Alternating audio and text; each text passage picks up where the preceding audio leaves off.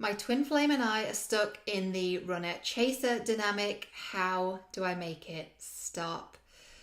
Welcome to Twin Flame Weekly, episode 23. If you've never been here before, I'm Cheryl and I'm a catalyst for twin flame healing and ascension. And if you're returning, then welcome back. It's great to have you here. I really appreciate all of you watching, liking, commenting, sharing, subscribing, all of the above. And if you're watching on the DL, then I do see you, because I used to do that when I first found out I was a twin. I would totally go into creeper mode and watch everyone's stuff and try and put it through my own filter and decide what was going on. So if you're doing that, then I completely understand where you're at, and I appreciate you nonetheless, and I see you, so thank you for being here. So, twin flame journey, runner, chaser. If you've ever Googled twin flames, you'll have seen that this is a stage of the journey. Now, incidentally, whoever it was who invented these stages, I think, had a really great intention with describing this and really trying to normalize what was happening. But unfortunately, what's happened with this runner chaser terminology, as with a lot of terminology on twin flames and a lot of terminology on spirituality in general, if I'm honest, people take it and cherry pick it and use it to justify staying in a cycle that's really not helping them.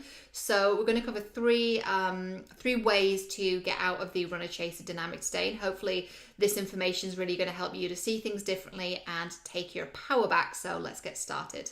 Step one, it takes two to run and chase. So stop chasing. Sounds obvious, right? If you are running and someone was chasing you, we've all had those dreams, haven't we?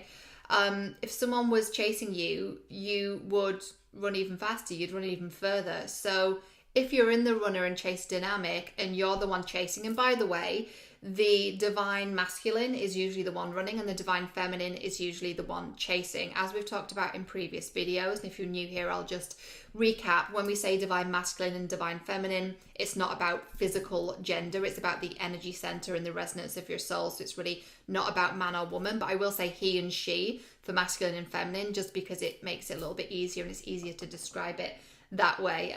My cat Mowgli is around and about, so he might make an appearance. If you just heard a thud, that was him jumping down. He does this doo-doo when he jumps down. He's front legs and back legs. So it's usually the divine masculine who's running and the divine feminine who's chasing. So it sounds quite simple, doesn't it? Stop chasing. But to do that, you really need to understand why you're chasing, and that is step number two. Step number two, why are you chasing? One of the most magical things about the twin flame journey is that it really shows us our patterns, and the patterns that sometimes we're aware of and other times we're like, oh, I didn't know that was a thing that I did.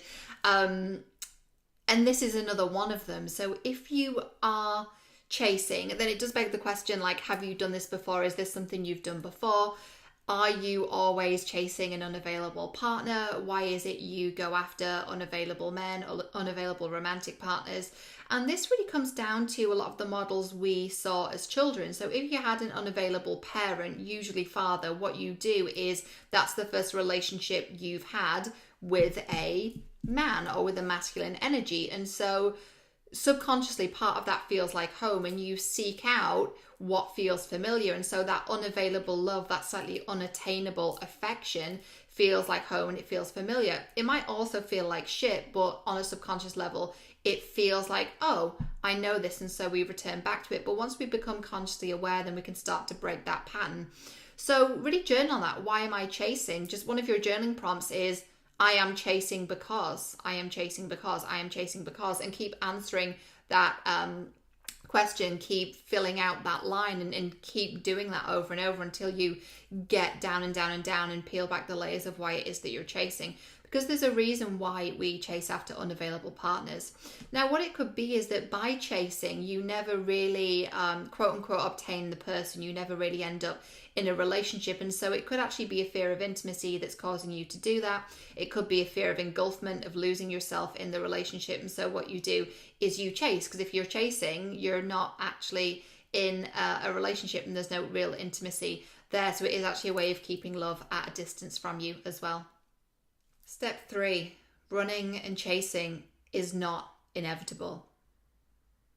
So as I mentioned at the start, the person who created this stage of runner-chaser I believe had the best of intentions in trying to normalize the twin flame experience and say, if you're experiencing this, this is why it's happening and this is the meaning behind it. But unfortunately, what's happened, as with the twin flame journey, as with many areas of spirituality, frankly, people have cherry picked this particular terminology, and they have justified it as staying in a situation that really is quite bad for them and is causing them a lot of pain. So this sounds like, oh, we've been stuck in the runner-chaser dynamic for 5 years, and we're just stuck in the runner-chaser dynamic. Nothing we can do. We're twin flames.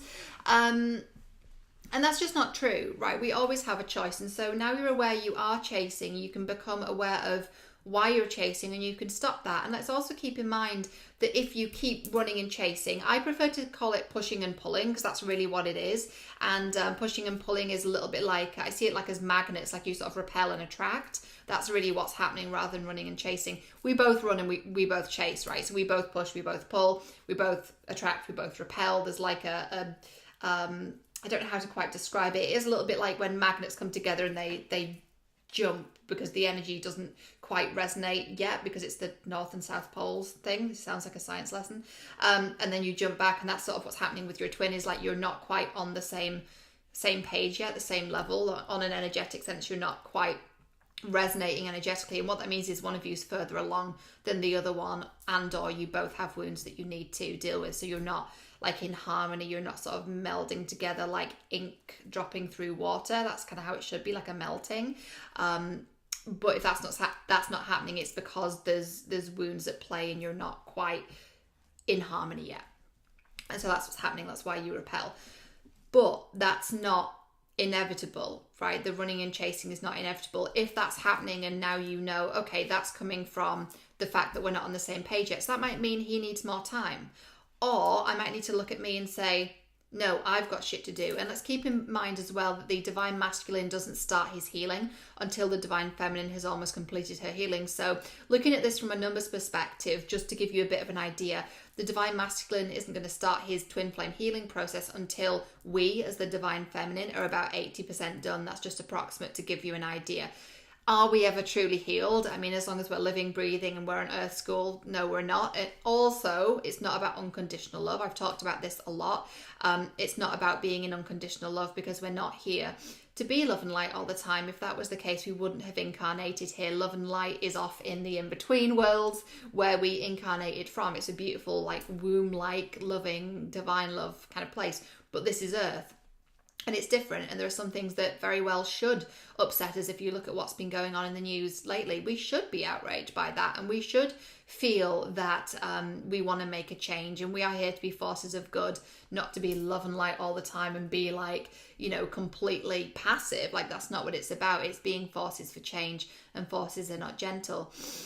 So all of that being said, like, you can make a choice and you can say, okay, we're in this running and chasing dynamic, and I described it as magnets there, which is sort of like back forth, but really what it is it's cyclical. It's a cycle. It's a karmic cycle, and I've talked about karmic cycles before, so go over to my website cherylmuir.com, go to the blog section and look for the blog on karmic cycles, because we talk about this, and that's what running and chasing is. It's a karmic cycle. It's a cycle of them running and you chasing after them, and you go over and over and over this again, and you can choose to break that cycle and say, I am not sure exactly what's going on here. It could be this, it could be that. Maybe he needs more time. Maybe I need to heal. I don't know. But I'm going to get out of this cycle. And once I'm out of that, I can look at it and make a choice.